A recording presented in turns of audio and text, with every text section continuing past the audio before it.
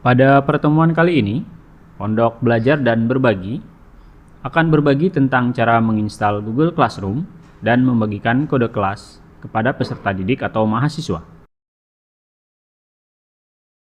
Langkah awal yang perlu kita persiapkan sebagai pendidik atau guru maupun dosen yaitu memiliki email aktif.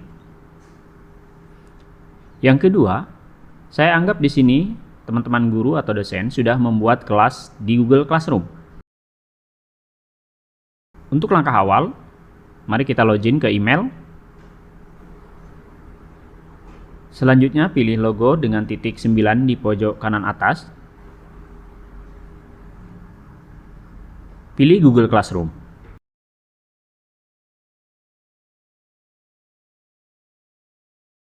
Setelah tampil Google Classroom, pilih kode kelas, lalu salin, dan bagikan kepada peserta didik atau mahasiswa yang akan mengikuti kelas Anda. Sekarang mari kita beralih ke layar siswa atau mahasiswa.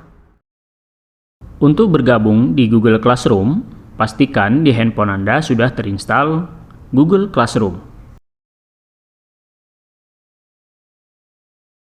Untuk menginstal Google Classroom, pertama sekali buka Play Store, kemudian ketikkan Google Classroom,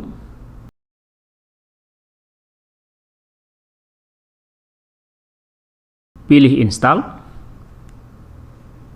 tunggu beberapa saat, proses penginstalan Google Classroom sedang berjalan. Setelah selesai penginstalan, mari kita buka Google Classroom. Cari letak Google Classroom yang ditempatkan di layar ponsel Anda. Icon Google Classroom sudah terinstall. Letakkan pada posisi yang nyaman nanti saat dibuka, sehingga suatu saat ketika masuk kembali ke Google Classroom, Anda lebih mudah dan praktis. Ini saya tempatkan di layar utama handphone. Selanjutnya kita buka Google Classroom. Anda akan diminta sebagai mahasiswa untuk memasukkan kode kelas. Masukkan kode kelas yang dibagikan guru atau dosen Anda agar bisa bergabung di Google Classroom.